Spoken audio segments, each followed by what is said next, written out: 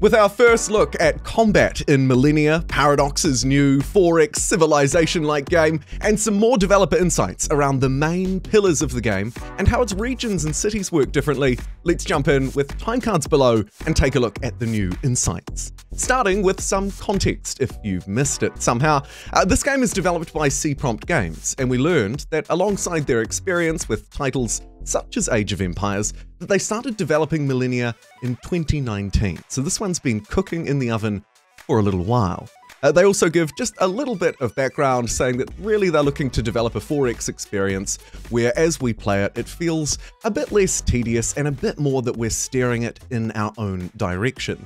And of course, the three main pillars of the game should help us do that. Now, I've played Millennia, so I'll also share my own insights as we move through and take a look at what they've shared.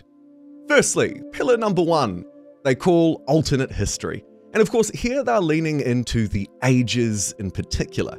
Going back to some of the initial screenshots that we saw, I'll show a mixture and variety throughout the video. Of course, you'll note that as you move through the different ages in this game, you do have a little bit of a choice. You always have to research 3 out of the 7 possible technologies, but then some conditions will lead you into an alternate age. Specifically, they note that there are 10 standard ages within the game. As you move through each one though, you're given certain varieties and options, as I've discussed, like the Age of Ether, for example, where steam power took control. History can go somewhat off the rails here, and that point I think was particularly noteworthy. Ultimately, it's the customization of sort of choosing your own path and setting the age for the game that should set this pillar apart. Next, they talk a little bit about national spirits.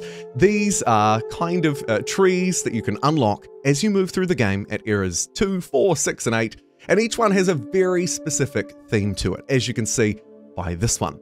The extra detail that they shared today was essentially that they're describing it mechanically as a technology tree. You pick national spirits for a set at different points in the game. Doing so makes the technologies of that national spirit available to you, as well as sort of certain other things. They encourage us to think about it kind of like, what are the things that make this nation famous? Specifically, delving into the tech tree claim, broadly speaking, it does fit the bill. Research things before, move through to the things afterwards. However, we shouldn't get it confused with the actual technologies that you research in each age. Again, here are the ones from the Bronze Age. These are 2 distinct things. As we noted from one of the earlier screenshots, there's a lot of variety, leaning into the domains: warfare, engineering, diplomacy, and arts. And these domains, of course, have one-off sort of powers and abilities that you can use as you collect the currency for them. Sometimes it can involve healing, repairing units, other times things around your cities. It varies a lot depending on the spirit. I tend to liken it more to a social policy tree, the likes maybe of this one from Civilization 5, although I would note that the trees in Millennia have a lot more to them. There's a bit more flexibility to them, and they tend to impact the game in much more significant ways, as we've discussed. The third pillar and final mention from this developer diary honestly could have maybe been separated, maybe not though.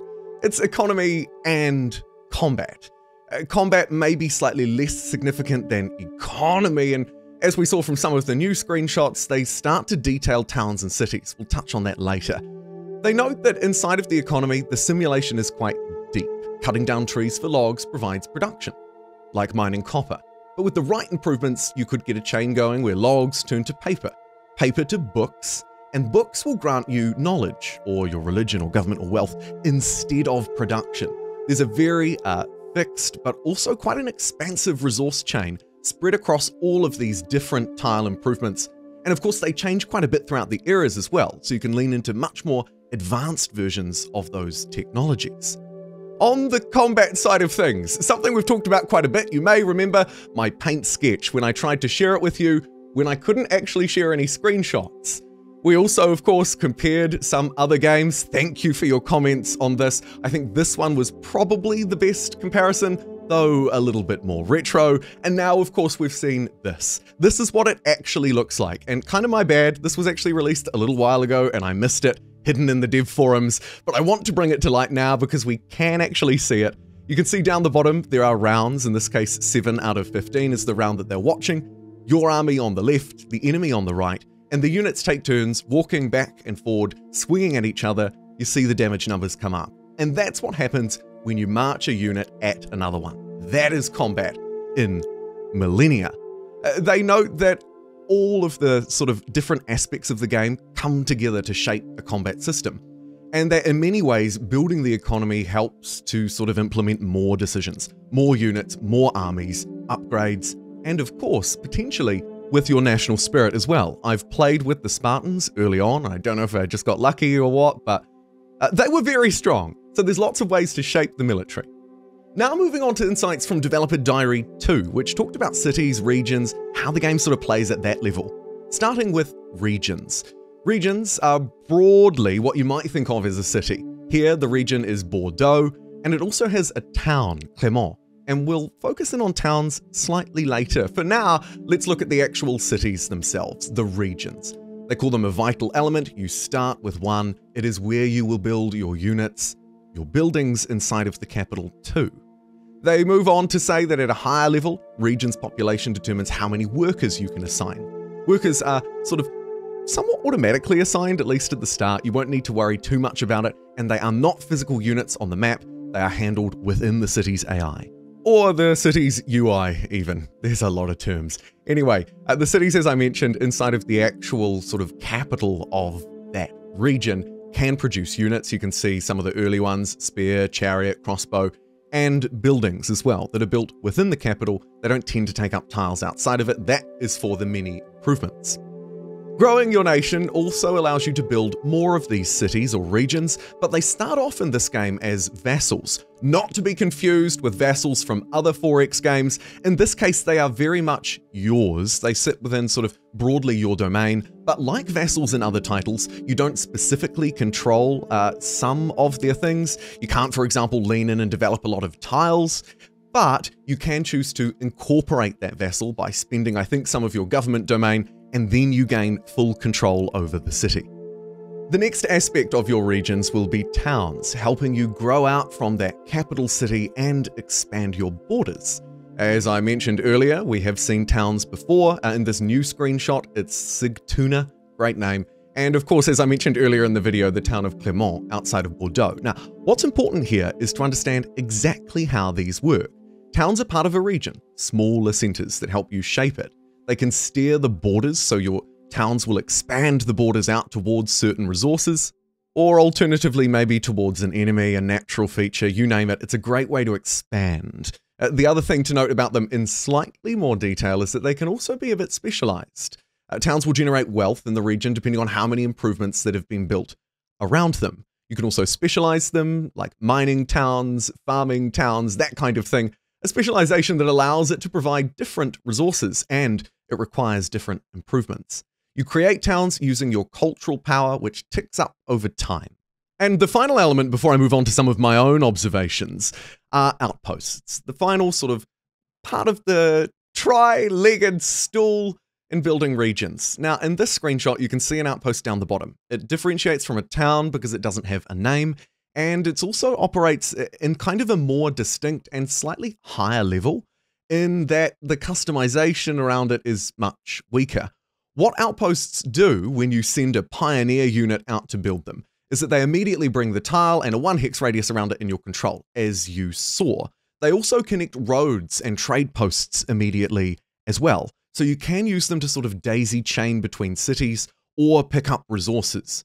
Outposts are, as they note, a convenient way, therefore, to bring armies and resources between towns and regions, or fit your aggressive expansion. They provide a defensive bonus and a little bit of a healing bonus as well to your units, so they have some tactical utility too, though they are much harder to defend.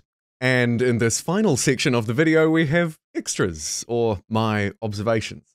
Of course, we didn't see any new gameplay, and we wouldn't really expect it out of Developer Diaries, but we did see some new screenshots, most notably 1, 2, and of course the third with the combat. Finally, a chance for me to showcase it instead of babbling about it. One thing that I did note, and I'd love your feedback on it.